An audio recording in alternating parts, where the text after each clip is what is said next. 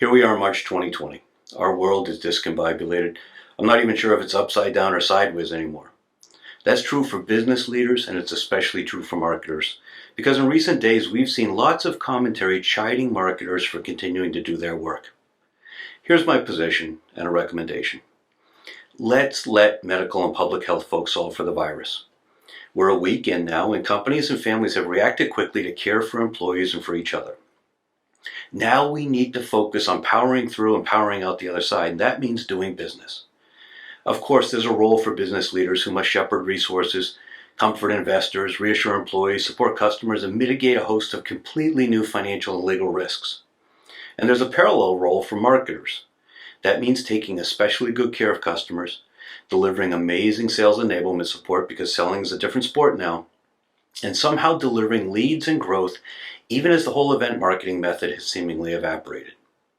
The good news is that Intent Data is a tool that's there and easy to implement and readily available to marketers.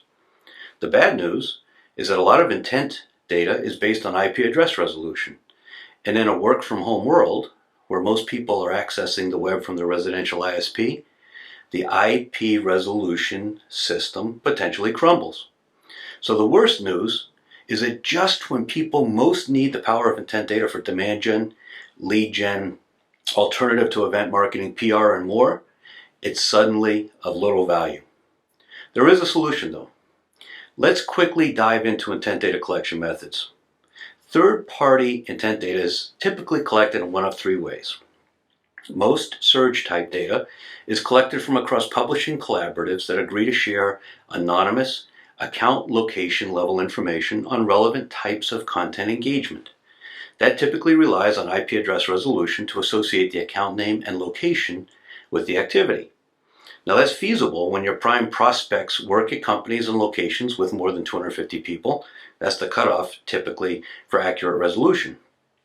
But when they pack up and work from home, suddenly there's lots of activity from dynamic, shared community ISPs and the signal evaporates. There's also data that's collected through DSPs and observations of programmatic ad bidding. That typically relies on third-party cookies, and that's got its own challenges. Accuracy and privacy in the short term, and Google's shutting down third-party cookies in the longer term. The third method relies on observing public engagement with relevant content.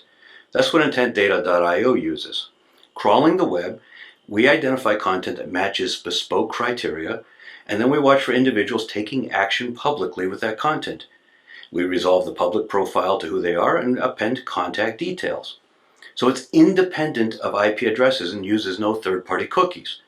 That makes it appropriate and reliable even as virtually your entire target audience is now working remotely, often from home. We will observe and report the public activity. It seems like a minor point, but it's crucial to understand. You need maximum performance from each tool and colleague now, and if your intent data is letting you down, that's a problem. It's an even bigger problem if you aren't even aware that it's falling short. Bottom line, make sure you know the details behind your data. If it's working, great. If you have gaps in your data stack, think about how to fill them in. And make sure it's a solution that will work in this surreal new work-from-home environment. None of us know how long it will last, and we can't afford to have inefficiencies.